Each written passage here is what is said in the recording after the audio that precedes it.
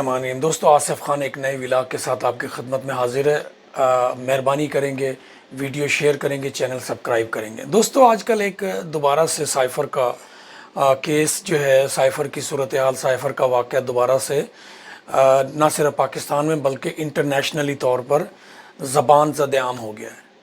मेरा सबसे पहले बात डिटेल में जाने से पहले मुझे सिर्फ आपसे एक सवाल करना है, और वो सवाल आप अपने आप से पूछेंगे और उसका जवाब भी देंगे। अगर कोई आप नीचे लिख देंगे तो मुझे भी समझने में आसानी होगी। क्या कभी आपने अपनी ज़िंदगी में कभी किसी इंसान को, अगर उसने कत्ल किया है तो ख़ुद एतराफ़ करते सुना है? किसी ने चोरी की हो तो एतराफ़ करते सुना है? डाका मारा हो तो एतराफ़ करते सुना है? या किसी की जायदाद पे कब्ज़ा किया हो तो इतराफ़ करते सुना है? या झूठ बोला हो तो इतराफ़ करते सुना है? किसी का हक मारा हो तो इतराफ़ करते सुना है?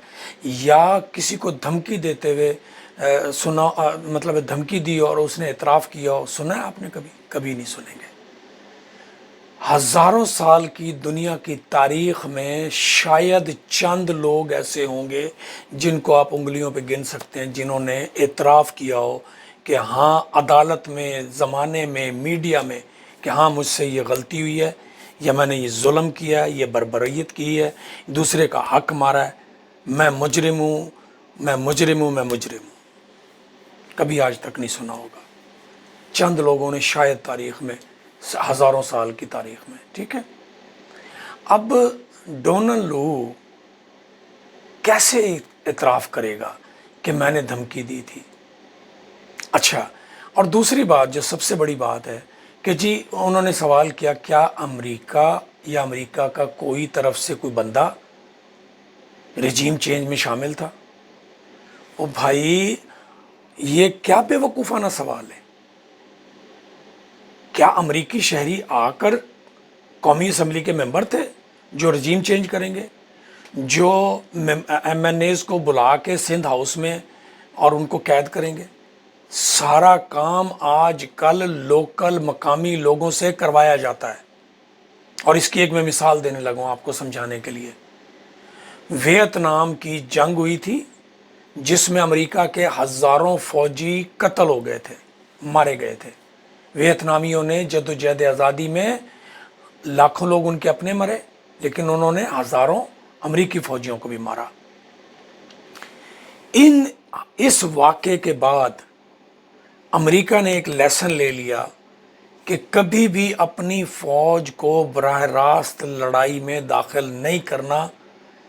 अफ़गानिस्तान में भी इनडायरेक्ट, बराह रास्त शामिल नहीं थी मुकाबले में, लड़ाई में इनडायरेक्ट शामिल थी। उसके बावजूद सैकड़ों हज़ारों फ़ौजी कत्ल हुए, जिसकी वजह से अमेरिका के अंदर प्रेशर आया, अमेरिका को अपनी फ़ौजें वापस बुलाना पड़ी। Excuse me. अब आप सोचें ज़रा, उस तजर्बे के बाद मिडल ईस्ट में हो, इराक़ में इराक़ी से लड़वा के मरवाया गया, कुवैत को कुवैती से मरवा के लड़वाया गया, यमन को यमनी से लड़वा के मरवाया गया, अरबी को अरबी से लड़वा के मरवाया गया। गेम सारी की सारी अमेरिका चल रहा था, चल रहा है, अभी भी इस वक्त आप देख लें, फ़लस्तीन के अंदर अमरीकी नहीं मरवा रहे, लेकिन इसराइली के ज़रिए से जो वहाँ के उन लोगों को मरवाया जा रहा है। ये है वो असल बात समझने वाली। जब ये पॉइंट आपको समझ आ जाएगा तो फिर आपको साइफ़र केस भी समझ आ जाएगा कि पाकिस्तानी को पाकिस्तानी के ज़रिए से ही या ख़त्म करना है, रजीम चेंज करनी है, या उनका कला कमा करना है, या उनकी इकॉनमी को बर्बाद करना है। ये है वो तरीका है वारदात। डोनाल्ड लू कैसे इकरार कर लेगा कि मैंने ये ज़्यादती की है, और वो भी एक लाइव कॉल चल रही हो, टीवी पे दिखाया जा रहा हो? वो तो उसी वक्त उसके ऊपर केस बन जाएगा। अमेरिका में हज़ारों लोग उसके ऊपर केस कर देंगे। ऐसा कभी भी नहीं होता कि कोई आदमी जुर्म करे और फिर अपने जुर्म का इकरार भी करे, मुमकिन ही नहीं है। इसलिए मैं समझता हूँ, हाँ, और अगर वो सच बोल रहा है, चलें मान लिया डोनाल्ड लू सच बोल रहा है, तो फिर अरशद मजीद झूठ बोल रहा है। अरशद मजीद ने जो केबल या साइफ़र लिख के भेजा है पाकिस्तान की कमर जावेद बाजवा को, फिर वो झूठा था। तो अरशद मजीद को सामने आना चाहिए।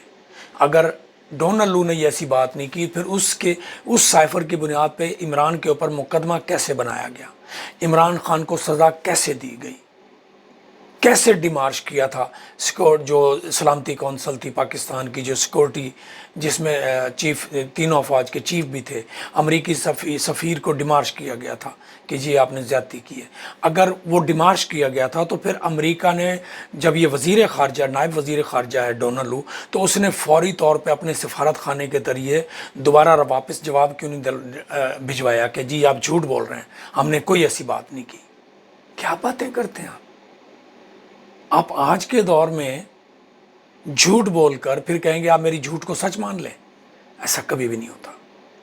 انہوں نے دھمکی دی ہوگی, کیونکہ میں نے ڈاکومنٹ نہیں دیکھا, لیکن جو حالات و واقعات ایک دوسرے کے ملے ہوئے جو بتا رہے ہیں, دھمکی دی ہوگی.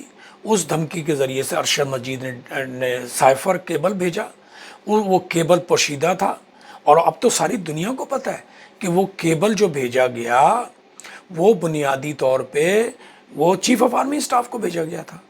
وہ تو ارشد مجید روٹین کی گفتگو کر رہا تھا وزیر خارجہ شاہ محمود قریشی سے, اور اسی دوران اس نے کہا کہ سر جی وہ میں نے ایک سائفر بھیجا, آپ نے دیکھا ہے؟ تو انہوں نے کہا کون سا سائفر, میں نے تو نہیں دیکھا. تو اس کے منہ سے وہ بات نکل گئی, یا شاید اس نے شعوری طور پہ بتانے کی کوشش کی تاکہ تاریخ میں کوئی اس کے حوالے سے کوئی غلط فہمی یا زیادتی نہ ہو جائے, رہ جائے. تو ٹھیک ہے, اس نے شاہ محمود کو بتایا, شاہ محمود نے پھر وہ زبردستی سائفر ڈھونڈا اور پھر جا کے عمران خان تک پہنچا, اور پھر یہ اس طرح بات چلی. دوستو آپ کیا سوچتے ہیں اس کے اوپر؟ تو اس پہ مجھے آپ ضرور کمنٹ کریں. تو انشاءاللہ ایک نئی ویڈیو کے ساتھ, نئے ٹاپک کے ساتھ پھر حاضر ہوں گا. آپ سے درخواست ہے چینل سبسکرائب کریں گے, ویڈیو شیئر کریں گے. انہی الفاظ کے ساتھ آپ مجھے اجازت دیں. اللہ حافظ.